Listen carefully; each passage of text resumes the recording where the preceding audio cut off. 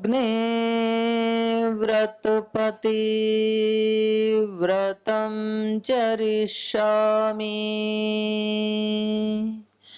तच्छकीयं तन्मेराध्यताम्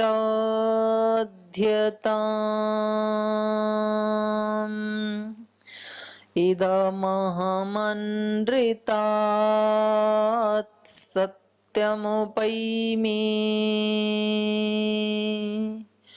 ॐ असतो मा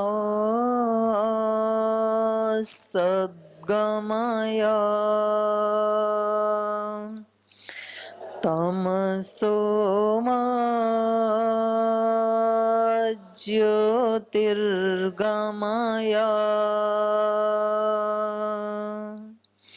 मृत्योर्मामृतं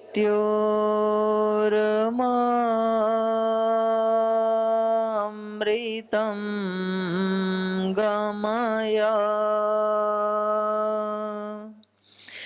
ॐ सहनाववतु सहनौ भुनक्तु सह वीर्यं करवावहै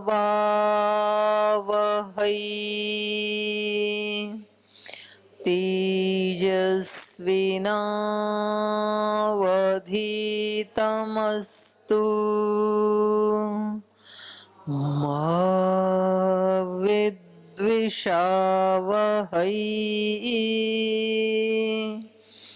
ॐ शान्ति शान्ति शान्तिः। ओम। परम श्रद्धेय वंदनीय प्रातः स्मरणीय पूज्य गुरुदेव और श्रद्धेय आचार्य श्री की पावन सूक्ष्म उपस्थिति को सब बहनों की ओर से प्रणाम नमन वंदन करते हुए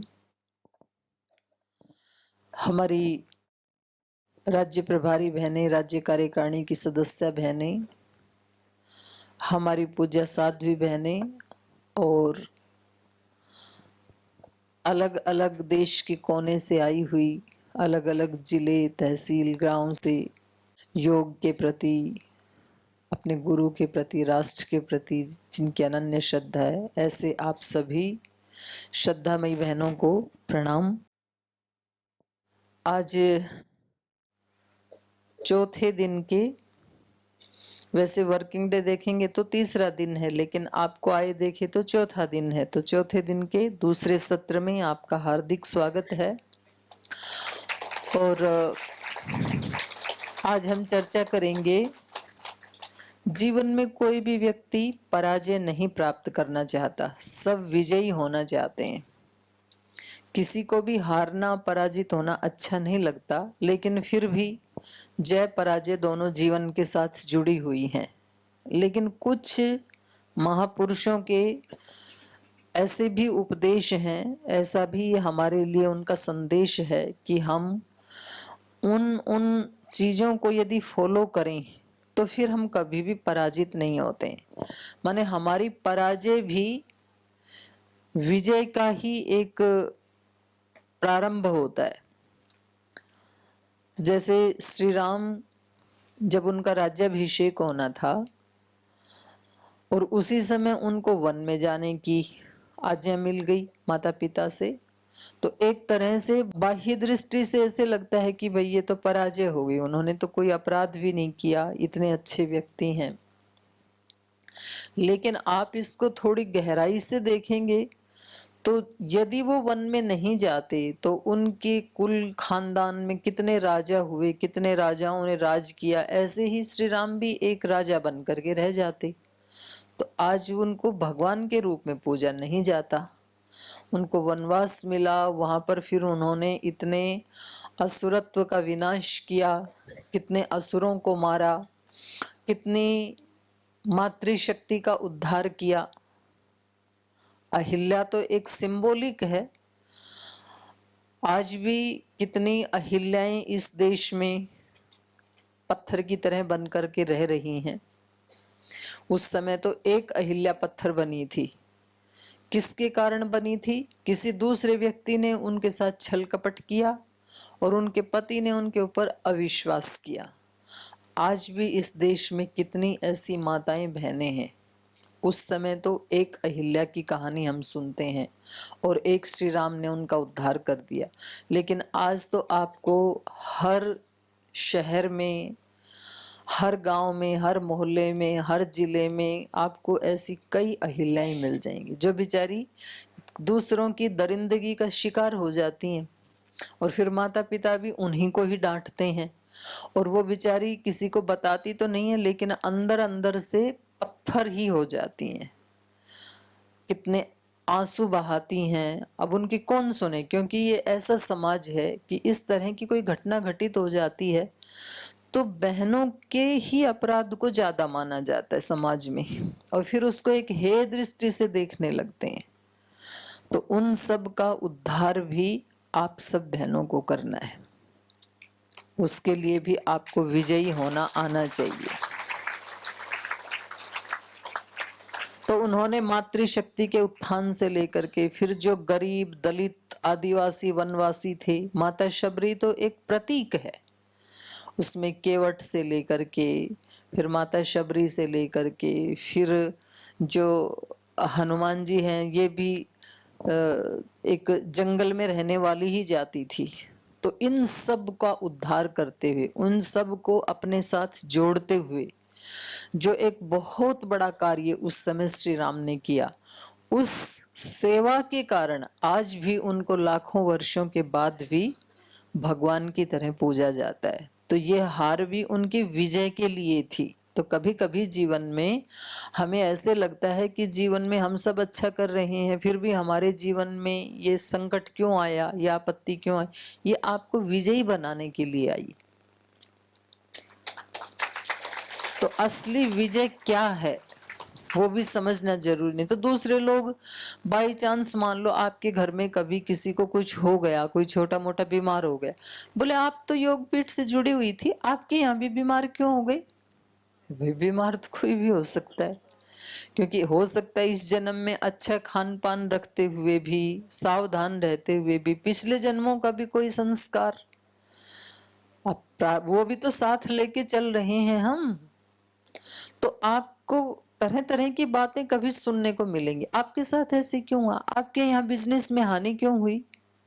अब तो गुरुजी के यहाँ मुख्य योग शिक्षक की शिक्षा लेके आए हो। तो उस समय में हम विचलित ना हों, उसके लिए ये विजय रथ है। सेवा करते हुए बोले आप क्यों फालतू में योग, मैं तो रोजाना टीवी पे देख के करती हूँ महाराज जी के साथ साथ, लेकिन हम तो ये समिति उमिति की झंझट से दूर रहते हैं। वहां जाए तो कभी भाई काम नहीं करने देते हैं, कभी बहनें जो हैं वो आगे आने ही नहीं देती हैं, जो पहले से प्रभारी हैं वो किसी का नाम ही लेने देती नहीं है। तो इन सब झंझटों से छोड़ के हम तो आराम से अपना योग करते हैं और खुश रहते हैं। तो फिर आपके दिमाग में भी आता है यहाँ बात तो बिल्कुल सही कह रही है, मैं भी क्यों करूं? तो आप उस समय पराजित हो गए असुरत्व से। ये सब आसुरी भाव है, क्योंकि हर व्यक्ति यदि ऐसे सोच ले, मानो कि परम पूज्य गुरुदेव भी ऐसे सोच लेते कि भाई ठीक है, मैं तो योगी हूँ, मैं तो योग का अनुष्ठान करता ही हूँ, तो मैं आराम से बैठूं कहीं गुफा में, कंदराओं में। वो तो बैठे ही थे गंगोत्री में, तो सेवा के लिए ही उतर करके आए दोनों। और अभी यहाँ भी चलो, अभी तो काफी प्रचार प्रसार हो गया योग का, बोल ठीक है अब ये लोग अपने आप करते रहेंगे और हमारे पास तो अभी अच्छे से समृद्धि भी है, खाने पीने के लिए भी कोई कमी नहीं है, सेवा करने के लिए इतने सेवक हैं, इतने सन्यासी हैं। तो अब सुबह से शाम तक अपने गद्दी पे बैठते हैं। अगर महाराज जी सुबह से शाम तक एक आसन पे बैठे तो सुबह से शाम तक प्रणाम करने वालों की भी भीड़ नहीं टूटेगी। इतने तो 10,000 लोग आते हैं रोज पतंजलि में, फिर भी क्यों सेवा करते हैं सुबह से शाम तक? क्योंकि वही हमारा धर्म है। जब गुरुजन 100% जीते हैं तो शिष्य उसमें से 2% फॉलो करते हैं। तो आप इस बात को मान के चलें, आप जाएंगे, महिला समिति में तो लाखों बहनें जुड़ी हुई हैं, लेकिन आप जब 100% अपने गुरु को फॉलो करोगे ना, तब आपके पीछे चलने वाले 2% फॉलो करेंगे, और वो पर्याप्त है। आप 100% करें, ऐसी बहनें हमें इतनी ही चाहिए, बस 100% वाली। तो बाकी तो 2% में वो अपना अपना भी कर लें 2 घंटा प्राणायाम, तो वो अपने अपने परिवार को बचा लेंगी, अपने घर को बचा लेंगी, अपने बच्चों को, पतियों को बचा लेंगी, तो पूरा देश बच जाएगा। उनसे हमें इतनी ही अपेक्षा है, क्योंकि बड़ा काम भगवान सबकी किस्मत में नहीं लिखते हैं, सबके हिस्से में नहीं आता है बड़ा काम। कुछ चुनी हुई आत्माएं होती हैं जिनके हिस्से में कुछ बड़ी सेवा भगवान देते हैं, और वो आत्माएं आप सब हैं। इसलिए भगवान ने आपको यहाँ बुलाया, इसलिए आपको भगवान ने गुरु के सानिध्य में भेजा। तो गुरु के साथ फोटो खिंचाने का मतलब ये थोड़े ही है कि आप फ्रेम में फोटो लगा लोगे बस किसी को दिखाने के लिए। जी हम देखो गए थे, फोटो खिंचा के आए। फोटो खिंचाने का मतलब है अब आपका व्यक्तित्व, कर्तृत्व और अस्तित्व गुरु के बराबर ही बनेगा।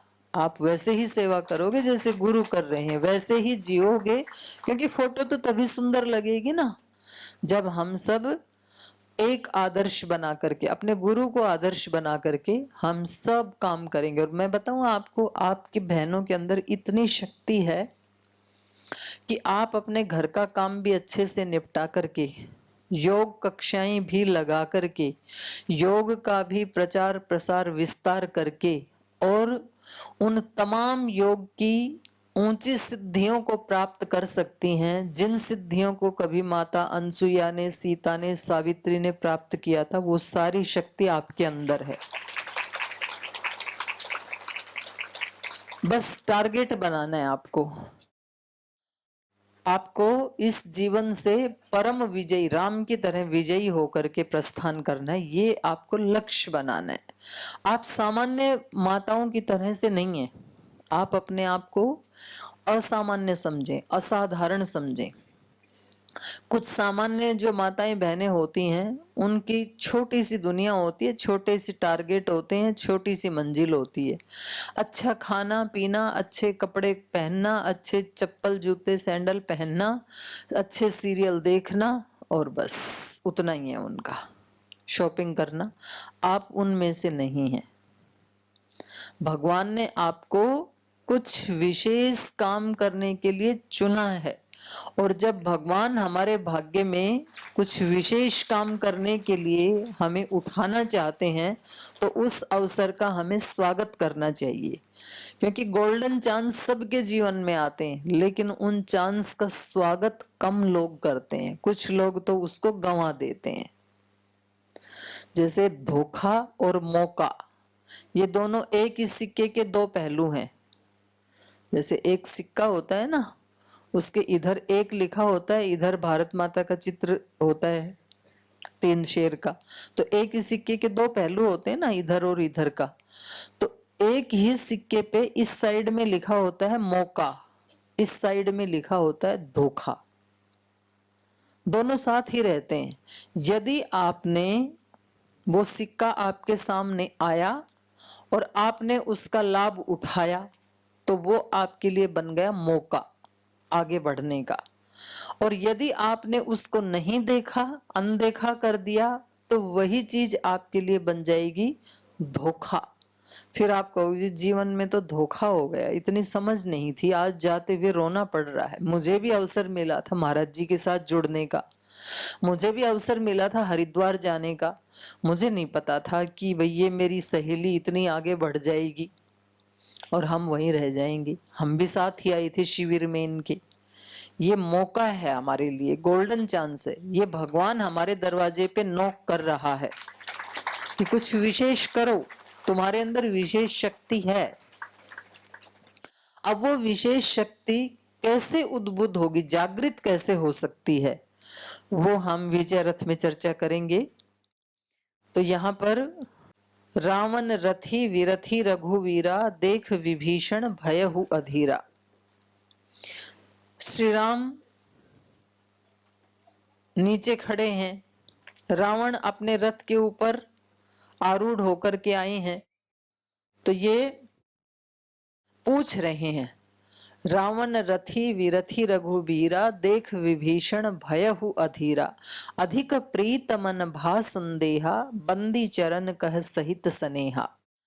अत्यंत प्रीति है श्री राम के प्रति मन में और एक संदेह आ गया, तो चरण पकड़ करके, बंदी चरण माने चरण पकड़ करके श्री राम के अत्यंत स्नेह के साथ विभीषण कह रहे हैं, हे नाथ, नाथ न रथ नहीं तन पद त्राना, के ही विधि जीतब वीर बलवाना। आपके पास न रथ है, ना आपके पास कोई कवच है, और ये सारे साधनों से लैस है, आप इसको जीतोगे कैसे।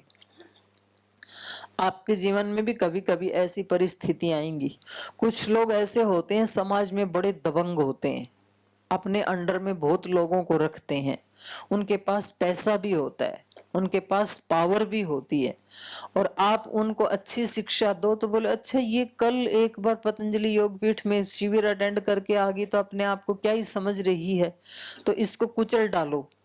तो वो हर जगह बाधा डालते हैं। वो व्यक्ति आपको कहीं घर में भी मिल सकते हैं, पड़ोस में भी मिल सकते हैं, समाज में भी मिल सकते हैं। वो आपको नीचे दिखाने की कोशिश करेंगे, आपको दबाने की कोशिश करेंगे, आपके रिश्तेदार भी हो सकते हैं। तो ऐसी स्थिति विभीषण के मन में भी आ रही है, आपको भी लगेगा, दूसरे लोग भी कहेंगे, बोले आप इनसे टक्कर लेने की बात मत सोचना, ये बड़े बेकार लोग हैं, आप छोड़ो इसको, आप अपने घर में बैठो आराम से। ऐसे विभीषण के मन में भी ये बात आ रही है, बोले जी आप इनको जीतेंगे कैसे, आपके पास कुछ भी नहीं है, एक धनुष बाण लेके खड़े, वो भी जमीन के ऊपर। इनके पास कैसा रथ है, वो आकाश में भी जा सकता है, नीचे भी आ सकता है, इतने इनके पास अमोघ अस्त्र शस्त्र हैं। तो इनके मन में संदेह हो गया। तो श्री राम बहुत मुस्कुराते हुए और बहुत रिलैक्स मोड में उनको आंसर देते हैं, उत्तर देते हैं, सुनहु कृपा कह कृपा निधाना, जेहि जय होए सुस्यंदन नाना। कृपा निधान श्री राम कह रहे हैं कृपा करके कि मित्र सुनो, ये रथ जो आप रावण के पास देख रहे हो ना, ये विजय कराने वाला रथ नहीं है। जेहि जय होए, जिस रथ से विजय प्राप्त होती है, सो चंदन नाना, चंदन माने रथ, वो रथ कोई दूसरा होता है जिससे विजय प्राप्त होती है। बोल जी वो कौन सा होता है जिससे विजय प्राप्त होती है। तो बता रहे हैं कि देखो मैं बताता हूं आपको, सौरज धीरज तेहि रथ चाका, सत्यशील दृढ़ ध्वजा पताका। वो ऐसा रथ है, उसके पहिए कौन से हैं, शौर्य और धैर्य। जिन माताओं में बहनों में शौर्य होता है उनमें धैर्य नहीं होता है, हमेशा वो अपनी तलवार तान के ही रखते हैं। और जिनके अंदर धैर्य होता है वो इतने ढीले ढीले ठंडे ठंडे होते हैं कि उनको स्टार्ट करने में ही 3 घंटे लग जाएं। मैं कहूं उठो तो पोजीशन लेने में, हाथ टिकाने में, उठने में ही 5 मिनट लग जाएंगी। फिर कहूं बैठो तो बैठने में भी 5 मिनट लग जाएंगे। वो धैर्य वालों में शौर्य नहीं होता है, शौर्य वालों में धैर्य नहीं होता है। लेकिन श्री राम में दोनों है। श्री राम बता रहे हैं कि जीवन में दोनों चीज साथ साथ होनी चाहिए, शौर्य भी होना चाहिए, धैर्य भी होना चाहिए। ये हमारे जीवन रूपी रथ के दोनों चक्र हैं। सौरज धीरज तेहि रथ चाका, सत्यशील दृढ़ ध्वजा पताका। रथ है तो रथ के ऊपर कोई एक पताका भी, झंडा भी होना चाहिए। तो झंडा किसका है, सत्यशील। जीवन में कैसी भी परिस्थिति क्यों ना आ जाए, सत्य को नहीं छोड़ना, विजय आपकी होगी। और अपने शील से कभी कॉम्प्रोमाइज नहीं करना। सत्यशील, ये दोनों दृढ़ ध्वजा हैं जिसको कोई काट नहीं सकता है। आपकी विजय के रथ के ऊपर ध्वजा फहराएगी यदि आपने सत्य और शील को पकड़ के रखा तो।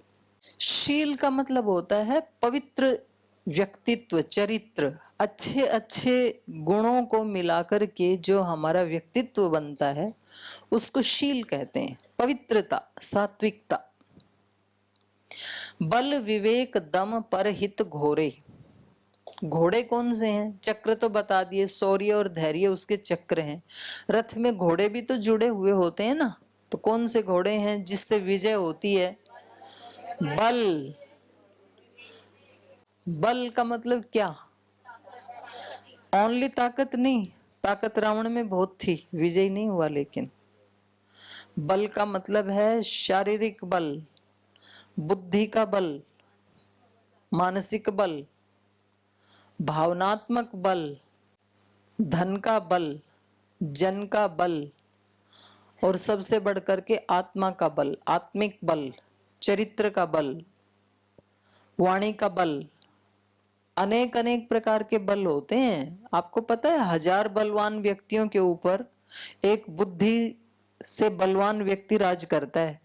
बड़े तगड़े तगड़े होते हैं और वो उनका जो मैनेजर होता है वो बिल्कुल सिंगल हड्डी होता है, और वो उनको आदेश देता है क्योंकि उसके पास विवेक है। इसलिए हमारे पास सब तरह का बल होना चाहिए। आप ये मत सोचना आप पतंजलि योग पीठ में आ गए तो अब आप सिद्ध बन गए। आपको स्वयं पतंजलि योग पीठ में आकर जैसे गुरु ने सब प्रकार के बल अपने जीवन में अर्जित किए हैं, वैसे बल आपको अर्जित करने हैं अपने जीवन में, तब आप उस समाज में विजय प्राप्त करेंगे। कमजोर नहीं होना आपको। नायम आत्मा बलहीनेन लभ्य, कभी भी ये आत्मा या बड़ी शक्तियां बलहीन को प्राप्त नहीं होती इस संसार में। वीर भोग्या वसुंधरा, वीरों ने ही इस वसुंधरा का भोग किया है, इसलिए बलवान बन के रहना। और खास करके उस समय हिम्मत मत हारना जब जीवन में कोई प्रतिकूलता आए, कोई संकट आए। आपके घर परिवार में कोई प्रतिकूलता आए, कोई संकट आए, तो एक दूसरे को बल देना है। हो सकता है कभी आपका पति हिम्मत हार जाए, कोई ऐसी परिस्थिति आई, तो आपको क्या कहना, अपने आप उससे पहले रोने लग गई।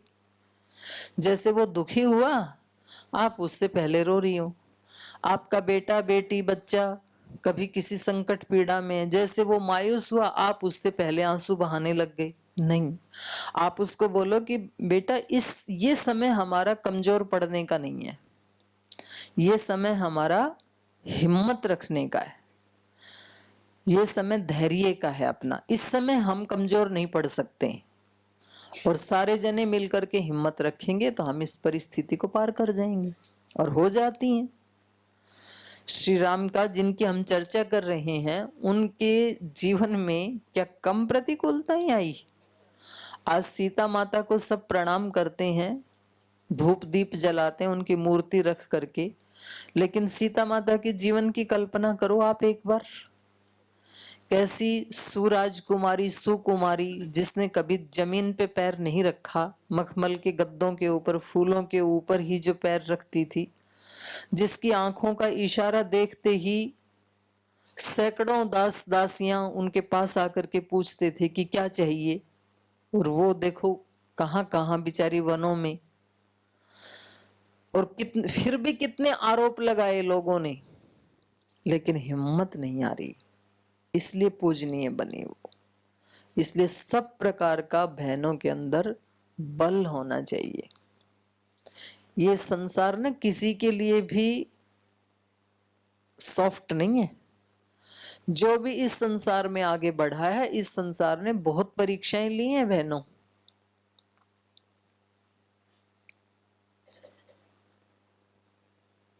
बहुत अभी तो आप मेरे को यहाँ बैठ करके भाषण देते हुए सुनते, आपको लगता है दीदी का जीवन तो कितना अच्छा, देखो आराम से अपने नहा धो के आके सुबह और भाषण देती हैं बैठ के सोफा पे आराम से। जिस दिन मैंने 90 में घर छोड़ा था ना, तो मुझे पता है मैं कितने कितने अंधेरे उजालों से गुजर गुजर के इस सोफा पे पहुंची हूँ। हर व्यक्ति को पता होता है, किसी के लिए भी सरल नहीं होता है बहनों जीवन, और खास करके माताओं के लिए। जिस दिन मैंने घर छोड़ा था 90 में, उस समय तो पतंजलि का नामो निशान भी नहीं था। आज तो चलो हमारी साध्वी बहनें जो हैं, इनके माता पिता निश्चिंत हैं, भाई हमारी बेटियां बहुत अच्छे संस्थान में, वो खुद आकर के सन्यास के लिए मतलब आशीर्वाद दे के जाते हैं। लेकिन तब तो था ही नहीं, मुझे ही नहीं पता था कि मैं कहाँ जा रही हूँ। और आज की परिस्थिति और उस समय की परिस्थिति, आज से 30-35 साल 40 साल पहले की परिस्थिति, और वो भी छोटे से गांव से किसी की लड़की कहे कि मुझे तो शादी नहीं करनी, भगवान के रास्ते पे चलना है। आप सोचो गांव में क्या बवंडर होता होगा। और ऐसी परिस्थिति में फिर पढ़ाई करना, क्योंकि वहां तो लोग कितनी कितनी तरह की बातें करते हैं, और उसमें फिर व्याकरण पढ़ना, और वो भी 20 साल की उम्र में।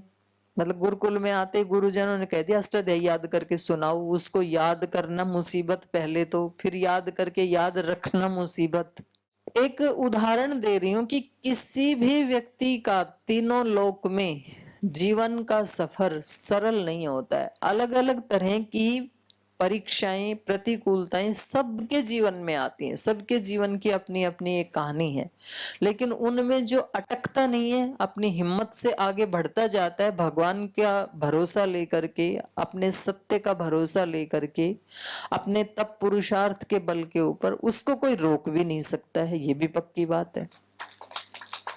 तो यहाँ पर घोड़े, विजय वाले रथ के घोड़े कौन से हैं? सबसे पहले घोड़ा है बल, बलवान बनो, बल, विवेक। मेरे लिए किस समय क्या उचित है, क्या अनुचित है। आपको विवेक होगा तो आप बच जाओगे, विवेक नहीं होगा तो मारे जाओगे। कोई समय होता है चट्टान की तरह अड़िग रहने का, कोई समय होता है पूरा झुक जाने का, कोई समय होता है बिल्कुल आगे बढ़ने का, कोई समय होता है बैक गियर लगाने का। हर समय एक ही टेंडेंसी से व्यक्ति नहीं जी सकता है। जब आपके घर का कोई मामला हो, संबंधों का कोई मामला हो, प्रतिकूलता हो कहीं, आप बैक गियर लगा लीजिए। उस समय अड़ना नहीं है आपको। जैसे ही आपने बैक गियर लगाया, हार मानी और घर में बन गई हारमनी, शांति। अपने जो निजी संबंध है, क्लोज संबंध है, उनमें हमेशा बैक गियर लगाना चाहिए। वहां हार करके भी व्यक्ति जीतता है, वहां टक्कर नहीं लेनी चाहिए। जब कोई आतताई हो सामने, उस समय कभी बैक गियर नहीं लगाना चाहिए। उस समय टक्कर लेते हुए प्राण भी चले गए तो महारानी लक्ष्मीबाई की तरह वीरांगना कहलाओगे। अलग अलग समय में अलग अलग निर्णय लेना होता है। इसका नाम है विवेक, बल, विवेक, दम।